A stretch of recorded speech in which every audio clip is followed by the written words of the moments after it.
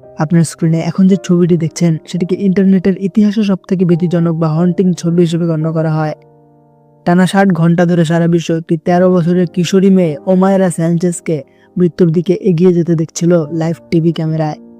কিন্তু সে সেখানে আটকা পড়ল কিভাবে, আর কেনই বা আধুনিক পৃথিবীর সমস্ত প্রযুক্তি তাকে জীবিত উদ্ধার করতে ব্যর্থ হলো? চলুন জেনে নেই। ঘটনাটি শুরু হয় 1985 সালের 13 নভেম্বর। কলম্বিয়ার নেভাদো দেল রিচ আগ্নেয়গিরি থেকে অগ্নুপাত শুরু হয়।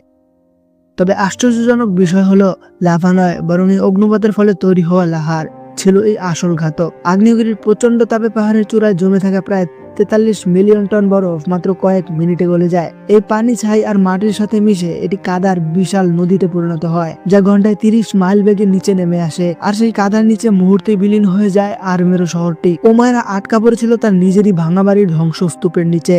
গলা পর্যন্ত হাড় কাঁপানো ঠান্ডা পানিতে সে ডুবেছিল প্রায় 3 দিন। কিন্তু সেখানে সবচেয়ে কঠিন সত্যটি কি জানেন? ওমায়রা কেবল কাদায় আটকে ছিল না, পানির নিচে তার পাগুলো কনক্রিটের স্ল্যাবের নিচে এমনভাবে আটকে ছিল যে তাকে টেনে তোলা অসম্ভব ছিল।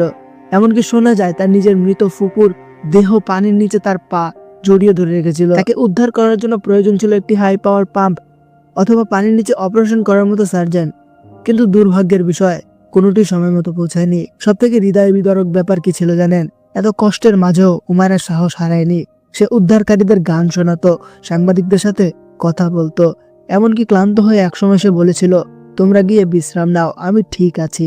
60 ঘন্টা পর তার শরীরে রক্তচাপ কমে যায়, চোখগুলো টকটকে লাল হয়ে ওঠে। শেষ পর্যন্ত হাইপোথার্মিয়ার কারণে মারা যায় লড়াকু মেয়েটি।